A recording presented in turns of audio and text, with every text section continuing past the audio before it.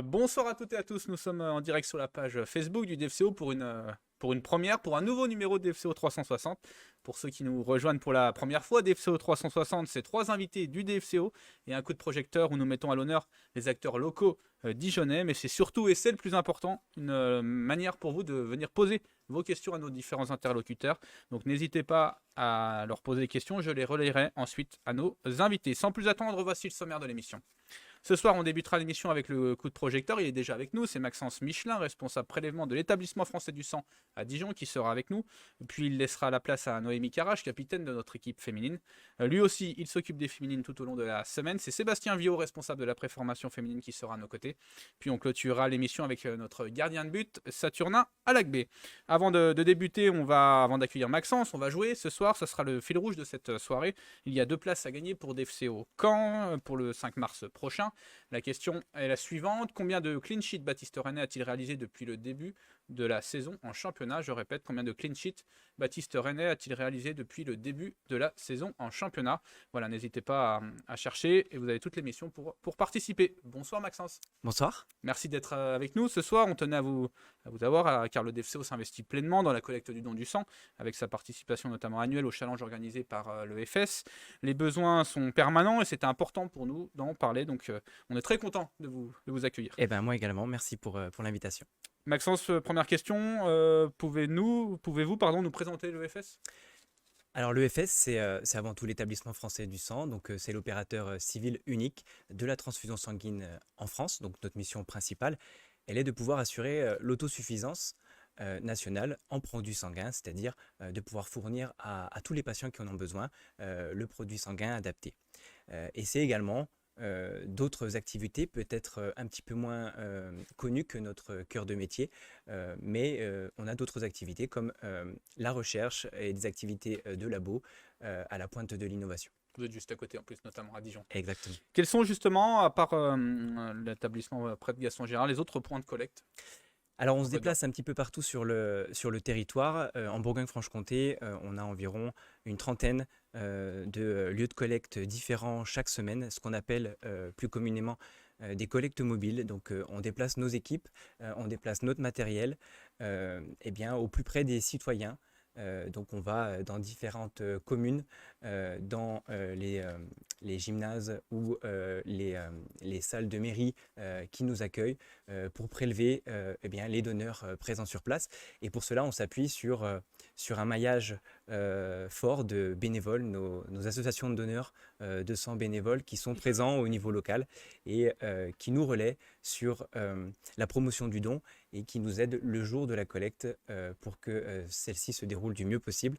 Et je profite du coup de cette émission pour les remercier parce que sans eux, ce serait bien plus compliqué pour nous de pouvoir assurer notre mission comme on l'assure au quotidien.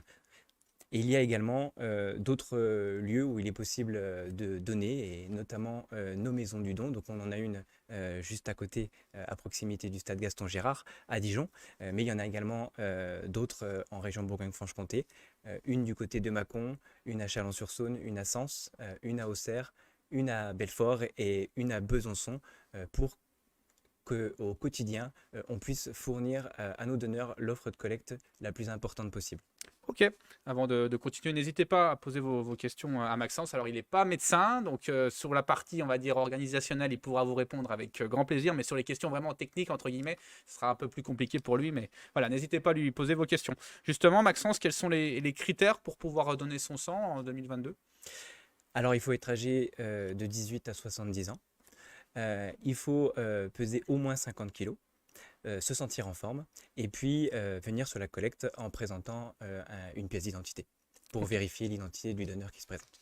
Combien de fois peut-on donner par an? Alors pour un homme, on peut donner 6 fois par an et Ok. pour une femme, 4 fois. La seule chose qu'il faut savoir, c'est que entre chaque don, il faut attendre un délai de 8 semaines.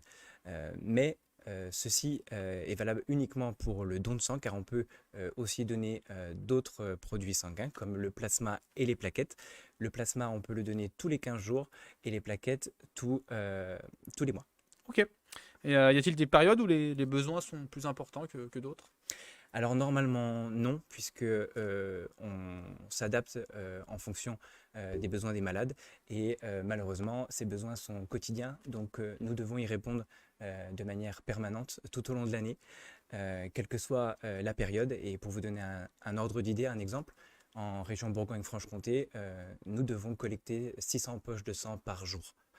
Euh, c'est vrai qu'on peut apercevoir une baisse de mobilisation des donneurs sur certaines périodes de l'année, comme les congés d'été ou les fêtes de fin d'année, voire les ponts du mois de mai.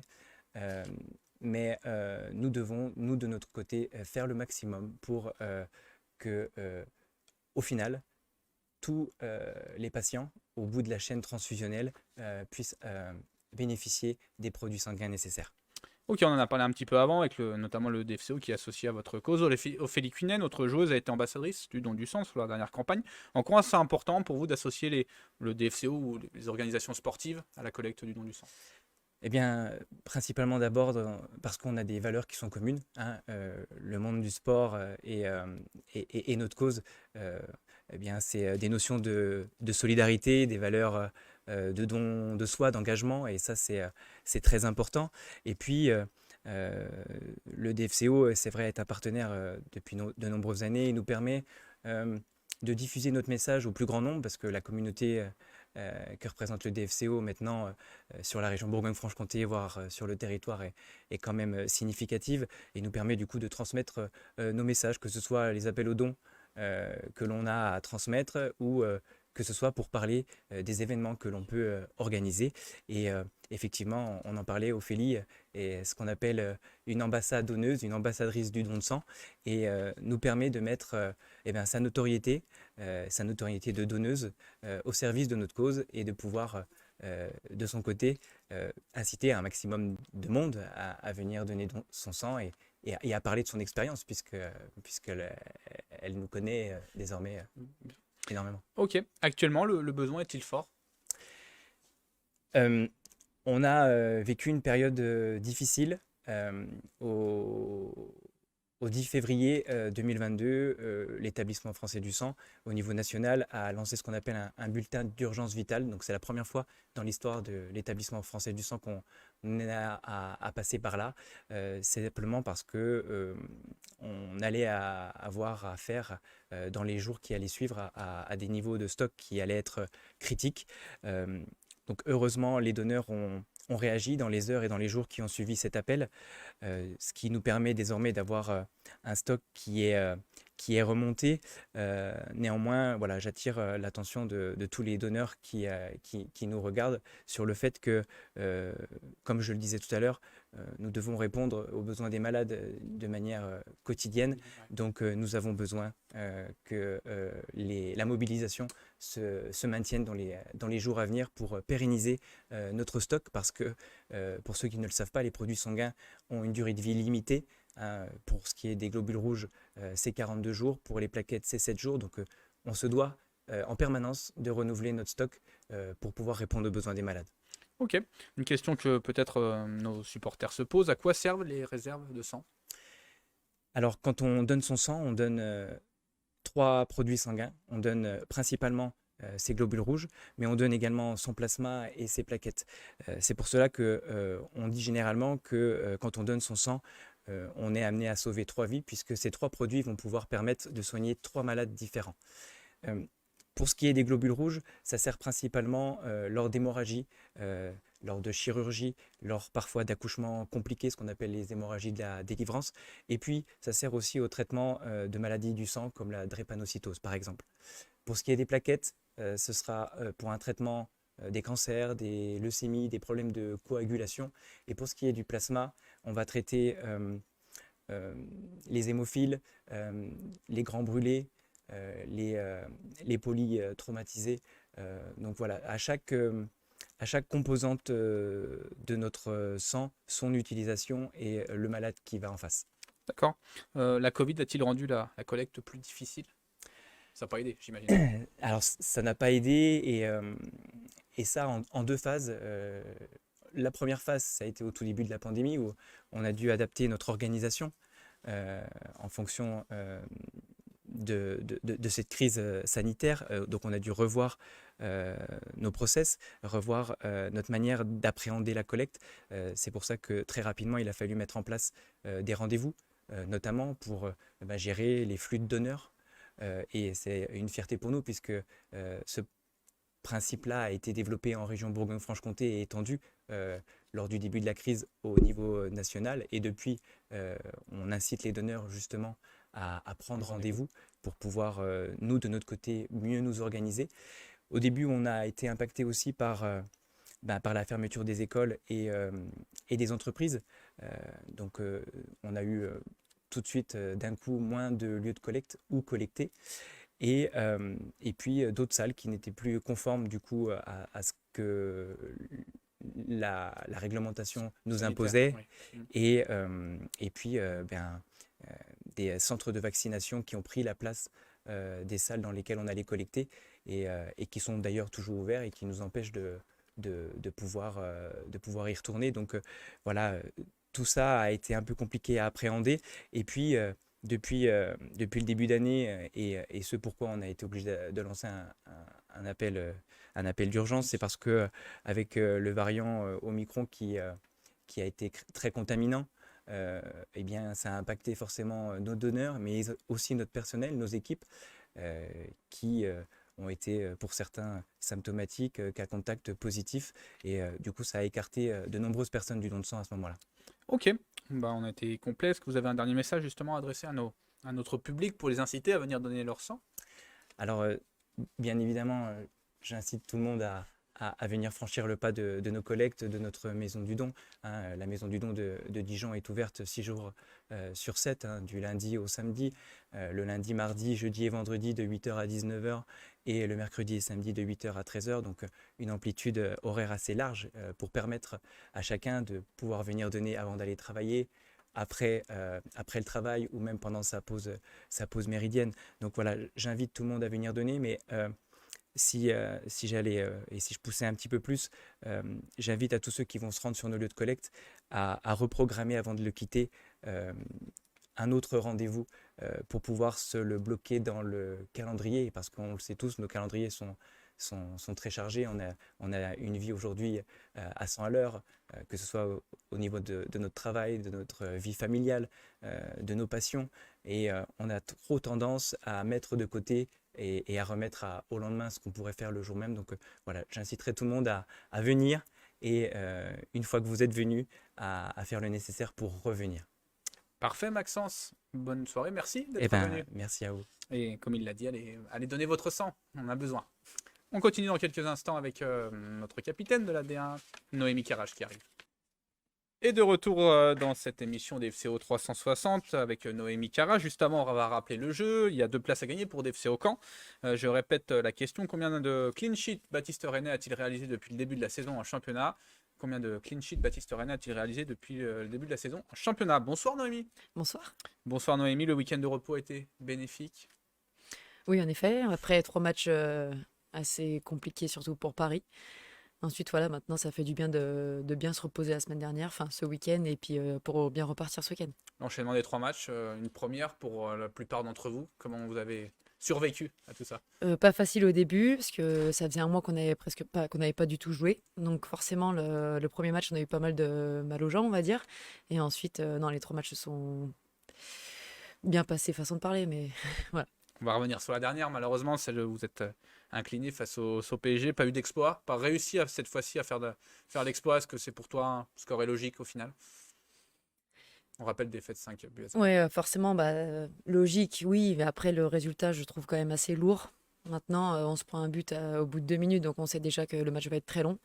Et voilà, maintenant, c'est une très belle équipe de Paris. On sait que l'année dernière, elles ont été championnes de France. Donc voilà, maintenant, le score y est. Maintenant, c'est pas grave. On s'attendait pas à faire un résultat contre Paris sur ce match. On va retenir le 0-0 contre Fleury, notamment. Voilà, exactement.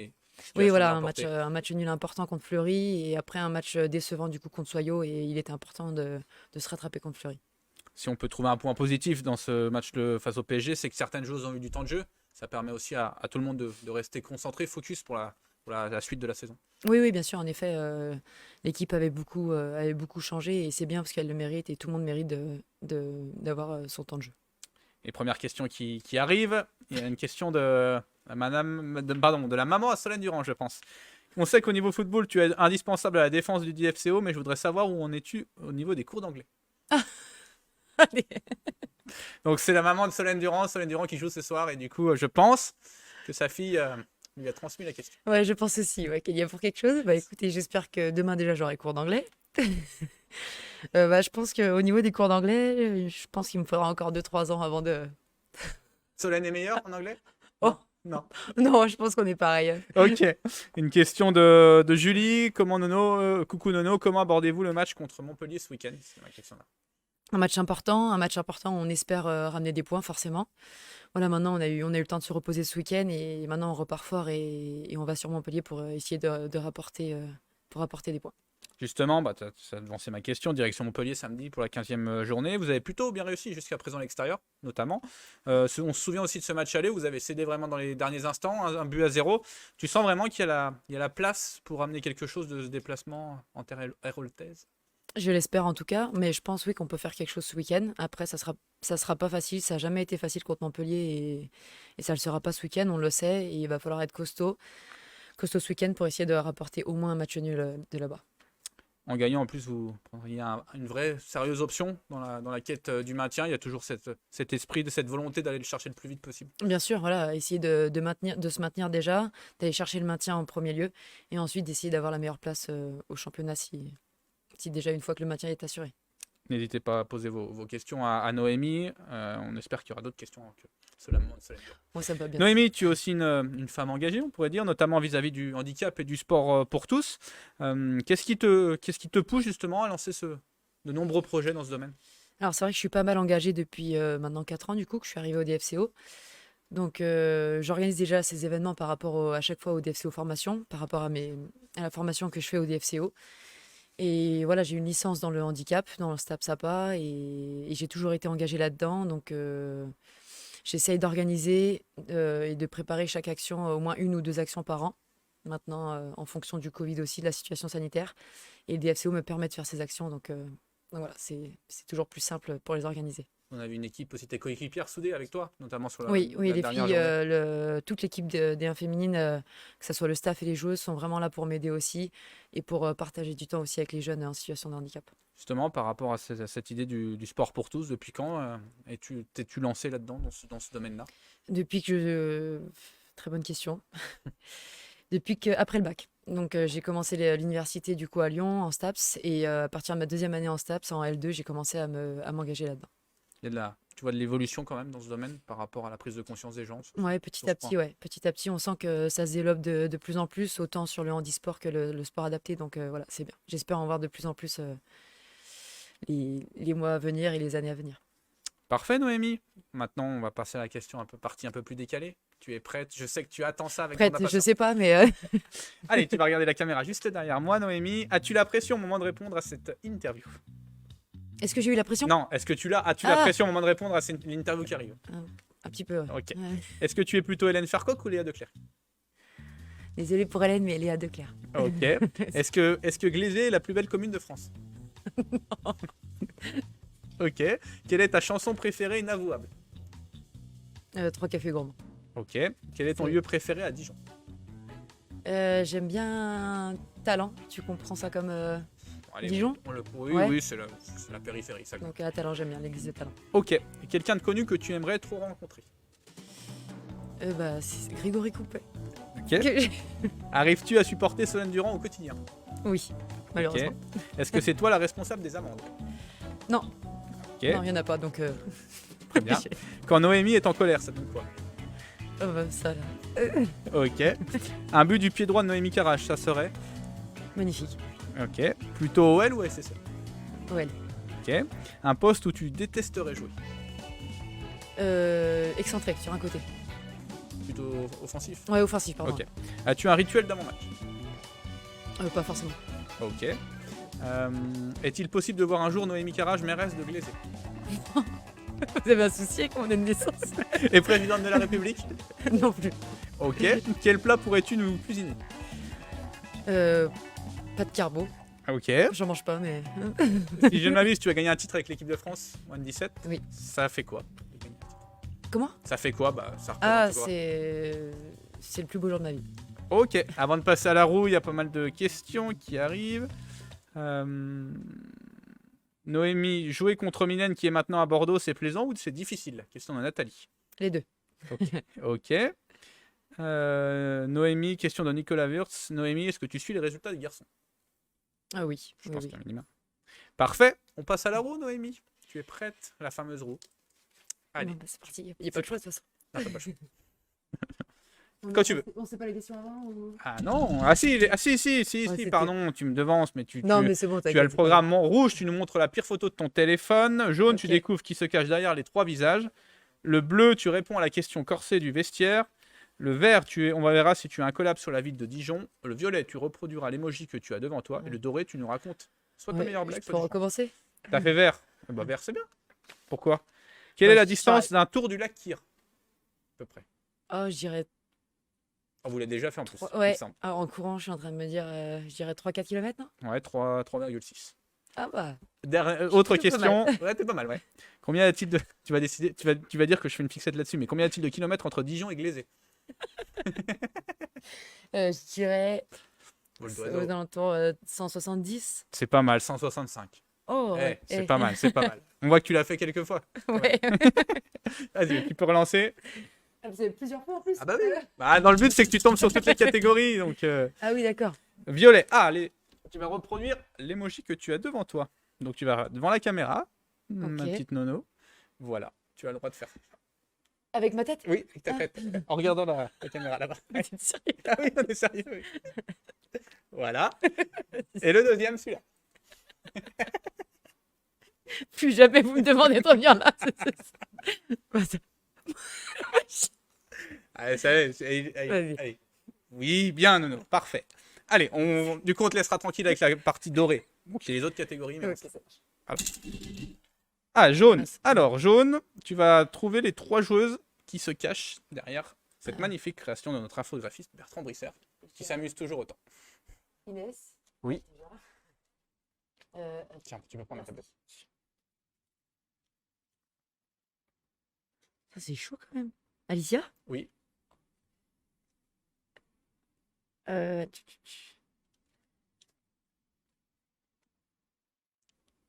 Je dois dire au pif du coup ou je dois dire une Bah, personne, tu peux essayer, tenter. C'est une française, vous pouvez me donner un indice, non? Non, c'est pas une française. Donc, forcément. Ah, donc. Bah, j'aurais dit Jenna, non? Bah oui, oui. Ah, ouais. Oui. Forcément, Il y en a moins, du coup, Il y tu en a m'as beaucoup moins, du réduit coup. le. C'est ça. Allez, relance une dernière fois, je crois. Et puis après, on aura fait toutes les catégories. Bah, jaune, tu as déjà fait. On va faire la partie. Ah, oui, jaune, tu as déjà fait, pardon. On va faire la partie bleue. Ok. Si tu veux bien, la partie bleue, c'est les questions corsées du vestiaire. Ok, vas-y. En tant que capitaine, qui recadres-tu le plus à l'entraînement? Oh. Bah, je dirais Esther, parce qu'elle parle pas français. Mais c'est pas recadré, c'est juste. L'aider. Ouais, voilà, l'aider. Ok. Qui ne sait pas cuisiner dans le vestiaire? Léa. Ok. Eh ben, on a fait le tour, je crois. Parfait. Il y a des questions qui arrivent encore, Noémie, Ouais. pour toi. Alors, Nicolas Wurtz, toujours, préfères-tu jouer au Pousseau ou à Gaston Gérard? Les réponses, elle est Bah, logique. Gaston Gérard. Ouais. Voilà. D'ailleurs, nos féminines joueront contre l'OL à Gaston Oui. Gérard, leur Vendredi. prochain match au mois de mars, vendredi soir. Eh ben, écoute, Noémie, je crois qu'on a fait le tour. Tu t'en es bien sorti finalement? Bah, écoute, ça a été. Voilà. Ouais. Oui, j'ai fait une fixette sur Glazé, Non. désolé. J'ai pas d'action là-bas, Aucun ni avec l'Office du tourisme, ni une semaine de vacances si Aucun je le place souci. 3 fois dans l'émission. Merci Noémie, et puis Merci à vous. match ce week-end à Montpellier. Oui, Déplacement samedi à 16h30. c'est ça. Voilà, à suivre sur nos réseaux sociaux, le live et puis toutes les photos de la rencontre. Merci Noémie. Merci à vous. On continue avec Sébastien Viau dans quelques instants. Et c'est Sébastien Viau qui est avec nous, tu es responsable de la préformation féminine. Sébastien, déjà, est-ce que tu peux présenter aux gens ton rôle, ta mission au quotidien? Oui, en effet, je suis responsable des collégiennes qui sont quasi en totalité en section sportive. Bah, écoute, c'est d'encadrer, d'accompagner toute l'équipe technique qui s'occupe de toutes ces demoiselles. 42 joueuses, voilà, de la 6e à la 3e. Et au quotidien, bien évidemment, assumer aussi le rôle d'éducateur sur le terrain 5 fois par semaine. Aussi de préparer en amont en suivant les joueuses de la région, notamment en les invitant sur nos installations ou lors de tournois ou matchs. Et donc, je suis responsable aussi du recrutement de ces joueuses. Tu as parlé de 42 joueuses, elles ont quel âge, justement, après formation? Donc, elles ont entre 11 et 14-15 ans. Voilà. Ok. De la 6e à la 3e. Ça représente combien d'équipes, du coup, toutes ces joueuses? Donc, nous, la préformation, on a une équipe à 8, les U13, une équipe à 11 qu'on appelle les U15. Et puis aussi, on a la particularité au club d'avoir une transversalité entre le collège et le lycée, ce qui fait que on a des joueuses pour les meilleurs U15 qui jouent aussi dans l'équipe U16 avec les filles qui sont en section lycée. Voilà. Très bien. Justement, quelles sont vos attentes par rapport à ces catégories? Qu'est-ce que tu demandes à tes joueuses à cet âge-là? Bah, nous, l'intérêt majeur de les regrouper et de leur proposer plus d'entraînement qu'elles ne le feraient ailleurs, c'est déjà sur le plan de la motricité, la coordination spécifique liée à l'activité foot.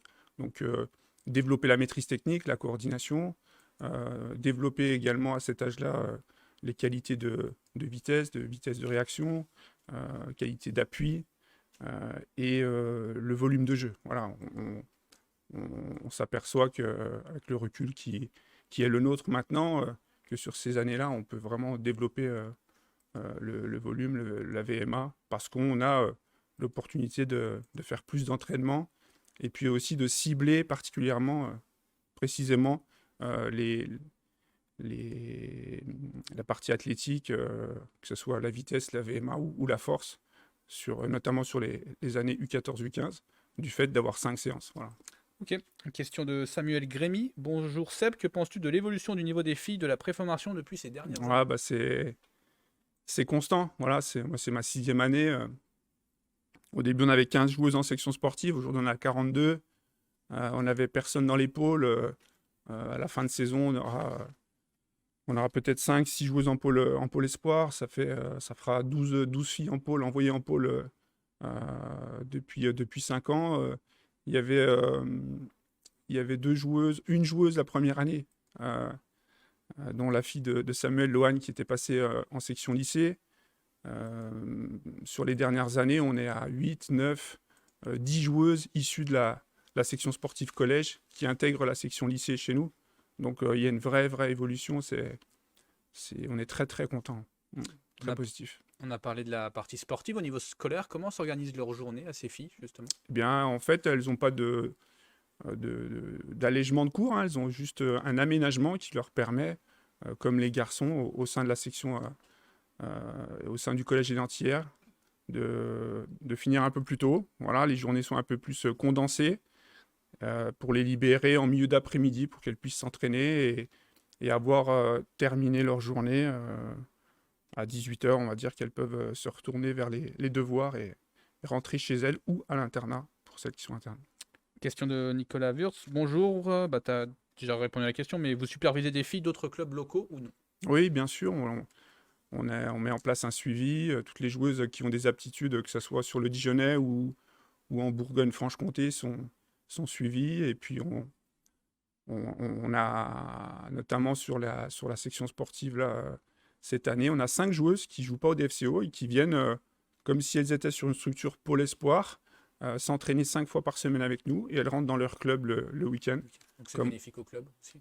Comment? C'est bénéfique au club qui les ouais, tout à fait. Ouais. On a l'exemple de Kélia Figueira qu'on avait évoqué l'année dernière lors d'un reportage pour le club de Guignon qui est sur ce rythme-là et sur lequel on est très, très content que ce soit le club de Guignon ou nous. Quoi. Question de Nathalie Salin. Alors Sébastien, peux-tu nous faire un débriefing des sélections des derniers jours? Alors, très bien, c'est positif, même si les sélections, c'est pas évident. C'est la vérité d'un moment. Il faut être performant sur les 2 heures ou l'heure et demie, montrer aux sélectionneurs à l'instant T qu'on mérite de continuer. Donc, c'est jamais évident, mais de façon générale, on est très fiers de nos joueuses, très fiers des résultats, des performances. On a encore, pour donner un exemple, sur les 18 joueuses qui sont en équipe, en sélection U15 féminine Bourgogne-Franche-Comté, il y en a 11 du DFCO. Voilà, donc je Je pense que c'est quelque chose d'historique. On touche quelque chose voilà, d'assez incroyable. Et c'est à l'image de ces joueuses, de ces filles qui s'investissent pleinement depuis quelques années dans leurs projets et elles sont récompensées. Et du coup, oui, on est bien représenté dans les sélections et c'est une juste récompense pour elles. Sportivement, justement, comment se portent tes équipes, entre guillemets, Très bien, dans la continuité, on progresse depuis 6 ans. On a commencé à jouer à 8, ensuite on a créé du foot à 11, on a créé une deuxième équipe à 11. On joue que contre les garçons et cette année on s'est retrouvé à jouer la montée en U15 D1 garçons. Pour ceux qui connaissent, les U15 U16 du club ont fini 3e et elles ont fini à rien de monter en ligue. Donc voilà, elles nous surprennent, elles sont elles sont assez fantastiques et on est fiers d'elles. Et effectivement, on est très content des résultats. Les U13 jouent aussi contre les garçons. C'est pas simple tout le temps, mais c'est ce qui leur permet aussi de progresser, d'optimiser leur potentiel et leur progression, quoi. C'est aussi la période des tournois de futsal, notamment. Est-ce que tes filles ont participé récemment à des tournois? Ouais, il y a eu, avec le Covid, il y a eu beaucoup de tournois futsal annulés. Okay. Donc malheureusement, non, on n'a pas vécu. Depuis 2 ans, elles ont été sevrées de tournois de façon générale et encore plus de tournois de futsal. Ok. Une question de Nicolas Wurtz. Avez-vous suivi les filles au tournoi Michel Gaillot? Oui, bien sûr. Qu'avez-vous pensé? On y était, j'y étais dans les tribunes, j'ai pu y aller le dimanche. Ça fait 2 ans, deux tournois, 2 mondiales de suite qu'on qualifie nos filles. Donc ça, c'est pareil, hein, c'est pour le foot féminin, pour le foot féminin dijonnais, pour le club, pour nos filles, c'est un beau... C'est révélateur et ça met en avant... et je pense que ça peut donner envie à des plus jeunes de se lancer. Voilà, c'est une bonne pub de se qualifier pour ce tournoi, ce formidable tournoi organisé par la SPTTA. Alors toi, tu disais que ça faisait une dizaine d'années que tu étais là. Il y a une question d'Alexis Sylvie Violon. Penses-tu avoir des regrets de quitter les Pousseaux pour aller à Saint-Hippolyte? C'est vrai que ça fait 10 ans que je suis au Pousseau. Forcément, ça va être une nouvelle page. Mais je pense que ça fait 10 ans que j'en entendais parler. Aujourd'hui, on y est et on est fiers de pouvoir intégrer ce nouvel outil qui va permettre à tout le monde de franchir un cap, une étape. Une nouvelle question de Samuel Grémy. Ouais. Que penses-tu du ratio obtenu par les filles entrant en préformation et qui arrivent à intégrer au bout de leur cursus préformation-formation le groupe D1? Que penses-tu du ratio? Ouais, on n'a encore pas totalement le recul qui nous permet de tirer des conclusions, mais on voit que le travail fourni au club chez les jeunes féminines permet quand même tous les ans à quelques joueuses issues du club. Et je l'espère que ce ratio il va augmenter. Et quelque part, j'en suis assez convaincu pour être impliqué depuis quelques années sur le projet et l'évolution des filles au sein du club, grâce au travail qui est fourni, que ce soit au collège ou au lycée. Il y en aura de plus en plus qui vont pouvoir intégrer le groupe D1. En tout cas, c'est l'objectif, c'est pour ça qu'on est là. On a fait le tour, Sébastien, le programme du week-end, des matchs, ça joue? Ouais, il y a un match amical samedi, donc qui sera assuré par mon collègue Tanguy et mes collègues Jura Stade. Jura Stade. Okay. Jura Stade, ouais. À Dijon, au Pousseau? Ouais, au Pousseau à 10h. Ouais. Ok, une question de Fabien Putini. Oui. Grand bonjour à Seb. De la chance pour toutes ces jeunes filles d'avoir des gens passionnés comme toi. À la formation. Bah, super Fab, merci, je l'embrasse. Un ami. Un ancien joueur, voilà. Un joueur qui a démarré à Gevrey, qui avait beaucoup de qualité, qui a fini à jouer en National 3 à Selongey, et puis maintenant à Saint-Apo. Donc, un petit bonjour à tous les Gibriassois au passage. Ok, il y a encore décidément, il y a plein de questions pour toi. Question de Michel Clair. Le recrutement des filles se fait comme pour les garçons ou c'est plutôt régional? Oui, on disait que sur le collège, on est plutôt sur une observation et un suivi qui est départemental et régional.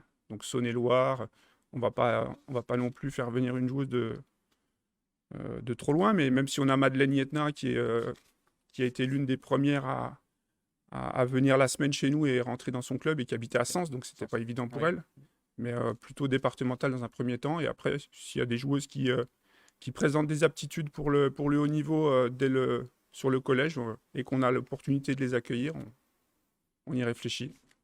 Parfait, Seb. Voilà. Merci. Bah, de rien, si je peux me permettre de dédicacer ce moment à tout le staff préfo féminin, voilà, qui œuvre au quotidien. Parfait, Seb. On va terminer cette émission avec Saturnin à Lac B et on va te souhaiter une bonne soirée. Merci bientôt. Et on va terminer cette émission avec notre gardien de but, Saturnin à Lac B. Salut Sat, comment vas-tu? Salut, ça va? Et Ouais, toi? ça va. On va revenir sur le bon point obtenu ce week-end à Bastia. Vous êtes resté solide. Vous avez aussi récolté un bon point. Ouais, c'était un bon match quand même quand on a livré là-bas, vu le contexte et la faveur quand même du public en Corse. Donc je pense que dans l'ensemble, on est resté costaud, on a fait un super match. On aimerait quand même en revenir avec les 3 points, voilà, vu les occasions qu'on a pu créer, mais qu'on n'a pas pu concrétiser. Mais le plus important, voilà, c'est le point positif quand même de ne pas prendre de but et de revenir avec un point. Justement, j'allais te dire, une équipe qui n'a pas encaissé de but, 7e clean sheet de la saison pour le DFCO. Ça, c'est aussi important, ça montre que l'équipe sait se déplacer. Oui, c'est ça. Ça permet quand même de garder la confiance aussi, quoi. C'est vraiment important. Place maintenant à Dunkerque, 2e déplacement consécutif. Que faudra-t-il faire justement pour aller gagner, prendre des points avec Dunkerque? Non, c'est de continuer sur ce qu'on a fait de positif à Bastia. Et on sait que même à Dunkerque, ça ne serait pas facile parce que quand même, ils sont aussi à la recherche de points. C'est une équipe aussi combative. Qu'on sait que voilà, il faut bien se préparer pour ça cette semaine pour que le week-end, on puisse revenir avec les 3 points. Parfait, Saturnin. On va passer à l'interview décalée, 1-2. Je sais que tu attends ça avec impatience. Ah ouais? Tu vas regarder bien la caméra juste derrière moi, Sat. Alors, as-tu la pression au moment de répondre à cette interview? Ouais, tu peux, ouais. Ok. Saturnin Lac B était un enfant travailleur à l'école? Non. Ok. Quelle est la plus grosse bêtise que tu as fait étant enfant? Ah, il y en a plein quand même, mais souvent, moi, quand la maman me commande d'aller faire des courses, j'y vais pas. Bon, j'y vais, mais je dévie pour aller jouer au foot quand même. Et qu'au retour, je me fais frapper quand même. Tu n'avais pas les courses, et tu revenais avec le ballon. Ouais. Pourquoi te surnomme-t-on le chat? Non, c'est par rapport quand même à ce que je fais. Papa m'a détente. Papa me arrête souvent. C'est mes amis qui m'ont surnommé quand j'étais au centre de formation. Ok. À part le football, quel sport aurais-tu aimé faire? Le rang? Ok. Si tu es un chat, tu es forcément un gros dormeur? Non. Ok. T'es plutôt quel type de film ou série? Série? Ok. Quelle chanson chantes-tu sous la douche? Non, je chante pas sur la douche. Ok. Quel est ton plus beau voyage? Le beau voyage? Oh, c'était au Portugal. Ok. À quel autre poste aurais-tu aimé jouer? Attaquant. Très bien. Quel est ton plat préféré? C'est un plat africain, un plat de chez moi. Il s'appelle? Mignon pilé avec la sauce arrachée. Ok. Gagner une canne avec le Bénin, ça serait? Ouais. Fou. Et tu as un papa poule ou un papa sévère? Non, les deux. Ok. Pour ou contre la Panenka? Si je suis un attaquant pour, mais gardien de but, ok. Non. Plutôt manche longue ou manche courte sur un terrain? franchement, Ok. Là, je vais essayer de bien le prononcer. Plutôt Tevi ou Ata? les deux. Ok. C'est des plats traditionnels béninois. Ouais. Peux-tu nous chanter une chanson béninoise? Ah, allez là.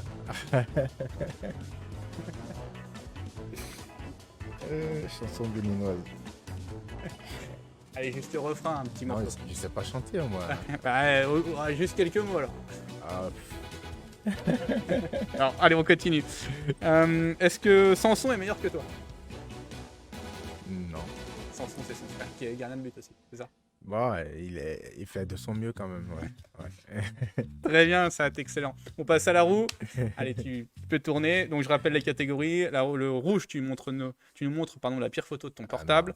Le jaune, tu découvres qui se cache derrière les 3 visages. Le bleu, tu réponds à la question corsée du vestiaire. Le vert, on verra si tu es incollable sur la ville de Dijon. Et le violet, tu reproduis l'emoji que tu as devant toi. Et doré, tu chantes. Ah ouais? Pas forcément une chanson béninoise. Hein. Allez, vas-y, quand tu veux. Ah, violet. Alors, comme Noémie, tu vas avoir droit à des petites photos sympas. Allez, on commence par celle-ci. Tu le fais devant la caméra, juste là, s'il te plaît. Ah ouais. Comment on fait ça là?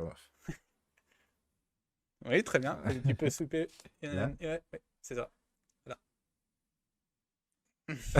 C'est pas mal, c'est pas mal. Tu peux relancer la roue. Je récupère la tablette. Vas-y. Ah, jaune. Alors, jaune, tu vas découvrir les 3 joueurs qui se cachent derrière cette nouvelle recrue du DFCO. Il y a Lucas. Oh, oui.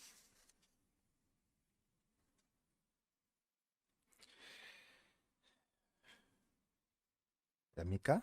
Oui. Les yeux. Le dernier qui te reste.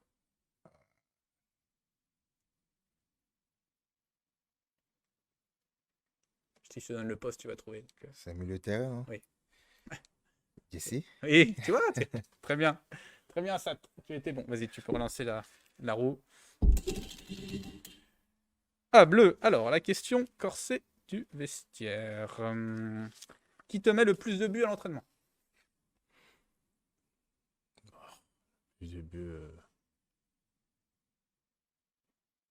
Non, je dirais Aurel. Ok. Aurel? Bon, je dis Aurel et Mika, mais Ouais. voilà. Duel. Ouais. Et qui te chambre le plus après un but? Est-ce qu'il y en a qui te chambrent? Non. Non. Bon, ils sont sympas. Allez, tu peux relancer. On va passer au vert, mais vas-y. Allez, on a déjà fait violet. Vert, c'est sur la ville de Dijon. Cite-moi une place célèbre à Dijon. Oula, il y a la mairie. Allez, la deuxième. Combien de marches compose la tour Philippe Lebon?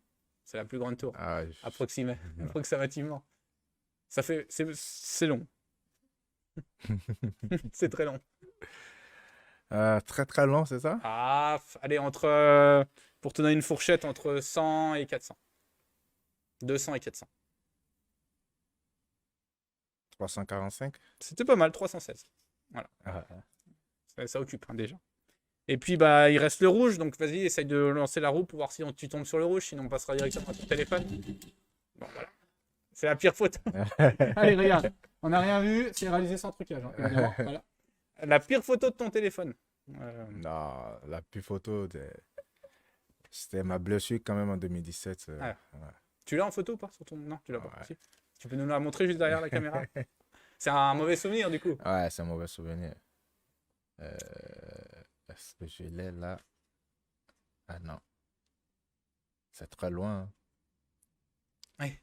Bah, c'est pas forcément un bon souvenir. Ouais. En tout cas, c'est la photo de ta blessure, c'était en 2017. Ouais. C'est ça. Ouais. Ok. Les questions qui arrivent, Sat. Bon, bah, pourquoi le sang du chat? Tu as déjà répondu. Ouais. Ok. Est-ce que tu te plais à Dijon? Question de Nicolas Wurtz. Oui, Voilà. super bien. Bon, bah écoute, voilà, on a fait le tour, je pense, Sat. T'as été bon? Tu vois, ça s'est bien passé. Merci. T'étais un peu tendu, mais au final. Ouais, ça va. Merci, Sat.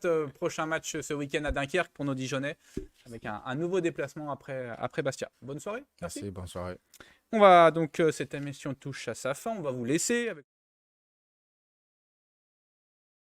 Se déplace sur la pelouse de Sochaux dimanche. Les U19 et U17 sont au repos. Du côté des féminines, on l'a dit tout à l'heure, notre équipe de D1 se déplace à Montpellier samedi à 16h30. Les U19 accueillent le PSG dimanche au stade des Pousseaux. Et de son côté, la réserve ira à Lons-le-Saunier dimanche. Merci à toute l'équipe qui a travaillé sur ce numéro. On reviendra vers le vainqueur. C'était 7 la réponse pour Baptiste Renet. Il a réalisé 7 clean sheets depuis le début de la saison. Merci à tous, je le disais aussi à vous, supporters, pour votre participation. Je vous donne rendez-vous le 5 mars pour DFCO Caen sur la chaîne Twitch du DFCO. Et d'ici là, passez une excellente soirée et à très bientôt.